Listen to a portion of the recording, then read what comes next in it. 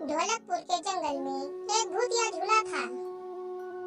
उस झूले में जो भी पक्षी बैठता वो गायब हो जाता था। एक दिन रानी चिड़िया और सोनी चिड़िया उसी भूतिया झूले के पास से होकर गुजर रही थी। तभी एक चिड़िया उस झूले पर बैठती है। देखते ही देखते वो चिड़िया गायब हो जाती है। ये नजारा देखकर रानी चिड़िया और सोनी चिड़िया डर जाती है और वहाँ से वे दोनों भाग जाती है। फिर रानी चिड़िया और सोनी चिड़िया घर पहुँच जाती है। फिर रानी चिड़िया अपने माँ बाप को उस झूले के बारे में बताती है।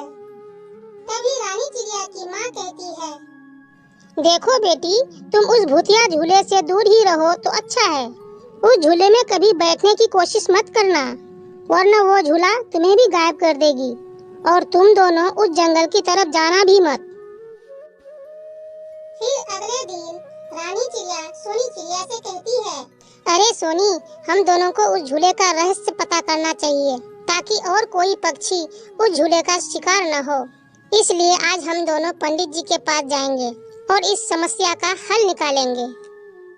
हाँ हाँ रानी, तुम ठीक कह रही हो। चलो अभी चलते हैं पंडित जी के पास। फिर रानी चिड़िया और सोनी चिड़िया पंडित के पास जाने के लिए रवाना हो जाती है।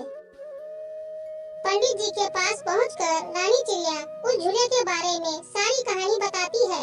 कहानी सुनने के बाद पंडित जी रानी चिड़िया और सोनी चिड़िया से कहता है, तुम दोनों सही समय पर आई हो, वरना इस जंगल की सारी पक्षियाँ उस झूले के द्वारा गायब हो जाती। उस झूले में भूतिया चिड़िया की आत्मा का साया है। वो सारी पक्षियों का बलि देकर सर्वशक्तिमान बनना चाहती है और इस जंगल पर राज करना चाहती है। इससे पहले कि सारी चिड़ियों का बलि देकर वो सर्वशक्तिमान हो जाए, मुझे उसको रोकना होगा, वरना अनर्थ हो जाएगा। फिर तीनों भूतिया झूले के पास पहुंच जाता है। फिर वे तीनों भूतिया झूला में बैठ जाता है। देखते ही देखते वह एक गुफा में प्रवेश करता है।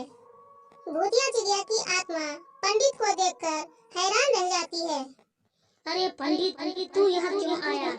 मेरी लड़ाई तुमसे नहीं है, तुम चले जाओ यहाँ से। भूतिया चिड़िया की ये बात सुनकर पंडित जी ने कहा, अरे भूतिया चिड़िया की आत्मा, मैं यहाँ से जाने के लिए नहीं आया हूँ। मैं तुम्हें भस्म करके जाऊंगा और तुमने जो सर्वशक्तिमान होने का सपना देखा है, वह तुम्हारा सपना कभी पूरा नहीं होगा। फिर पंडित भूतिया चिड़िया के ऊपर गंगा जल छिड़क देता है और फिर भूतिया चिड़िया की आत्मा वहीं जलकर भस्म हो जाती है और उस जंगल का सारा पक्षी आजाद हो जाता है। फिर सारे पक्षी खुशी खुशी रहने